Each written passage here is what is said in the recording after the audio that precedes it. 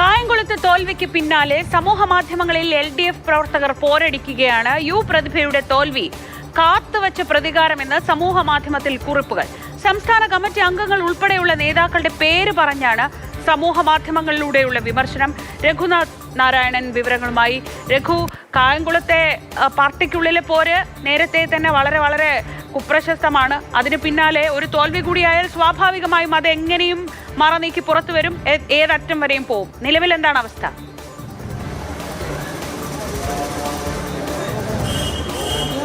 ശ്രീജ പറഞ്ഞതുപോലെ കഴിഞ്ഞ കുറച്ച് നാളുകളായി കായംകുളത്ത് LDF-ൽ CPM-ൽ പ്രശ്നങ്ങളുണ്ട്. കുറച്ചധികം ആളുകൾ CPI-ൽ നിന്ന് പുറത്തുപോയി CPI-ൽ ചേരുകയും ചെയ്തു. ചില ആളുകളെ പുറത്താക്കുകയും ചെയ്തു. അങ്ങനെ സംഘടനാപരമായ ചില പ്രശ്നങ്ങൾ കഴിഞ്ഞ കുറച്ച് നാളുകളായി നിലനിൽക്കുന്ന സ്ഥലമാണ്. തെരഞ്ഞെടുപ്പിനോടനുബന്ധിച്ച് മാത്രമല്ല, അതിനു മുൻപും ധാരാളം വിഷയങ്ങൾ ഇങ്ങനെ സമൂഹ മാധ്യമങ്ങളിലൂടെ ചർച്ചയാവുകയും വിവാദമാവുകയും ചെയ്തിട്ടുണ്ട്. ഈ തോൽവിക്ക് പിന്നാലെയാണ് CPM ഹാൻഡിലെന്ന് നമ്മൾ കരുതുന്ന ചില ഫേസ്ബുക്ക് പേജുകളിലടക്കം വലിയ രീതിയിലുള്ള ഒരു വിമർശനം ഉയരുന്നത്. സ്വാഭാവികമായിട്ട് തന്നെ കഴിഞ്ഞ കുറച്ച് നാളുകളായി ചില ആളുകൾക്കെങ്കിലും അവിടെ MLA ആയിരുന്ന പ്രതിഭയുമായിട്ട് ചില അസ്വാരസ്യങ്ങളുണ്ടായിരുന്നു. അതൊന്നും പരിഗണിക്കാതെ സ്ഥാനാർത്ഥിയാക്കിയെന്നും ആ സ്ഥാനാർത്ഥിയെ നിർത്തി തോൽപ്പിക്കുന്ന രീതിയിലുള്ള പ്രവർത്തനങ്ങളാണ് സംസ്ഥാന കമ്മിറ്റി CPM-ന്റെ സംസ്ഥാന കമ്മിറ്റി അംഗം അടക്കമുള്ള ആളുകൾ ചെയ്തതെന്നാണ് സമൂഹ മാധ്യമത്തിലെ വിമർശനം. അതിനേതെങ്കിലും രീതിയിലുള്ളൊരു ഔദ്യോഗികമായ സ്വഭാവം നിലവിലില്ല. കാരണം ഞാൻ നേരത്തെ പറഞ്ഞതുപോലെ തന്നെ പാർട്ടിയിൽ നിന്ന് കാലങ്ങൾക്ക് മുൻപ് പുറത്താക്കിയ ചില ആളുകൾ തന്നെയാണ് അത് എഴുതിയിട്ടുള്ളത്.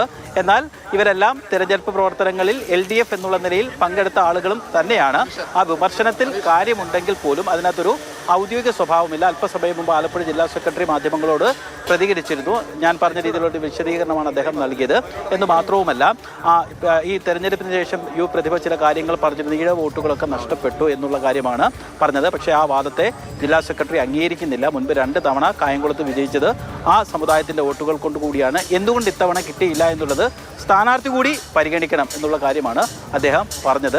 നിലവിൽ CPM-ന്റെ ഔദ്യോഗികമായ വിശദീകരണം ഞാൻ നേരത്തെ പറഞ്ഞതുപോലെ തന്നെ ഇത് പാർട്ടിയുമായി ബന്ധപ്പെട്ടുള്ള ആളുകൾ അല്ല. അപ്പോഴും യാഥാർത്ഥ്യമെന്ന് പറയുന്നത് ഇവരെല്ലാം തെരഞ്ഞെടുപ്പ് പ്രവർത്തനങ്ങളിൽ പങ്കാളിയായ ആളുകളാണ് എന്നുള്ളതാണ്.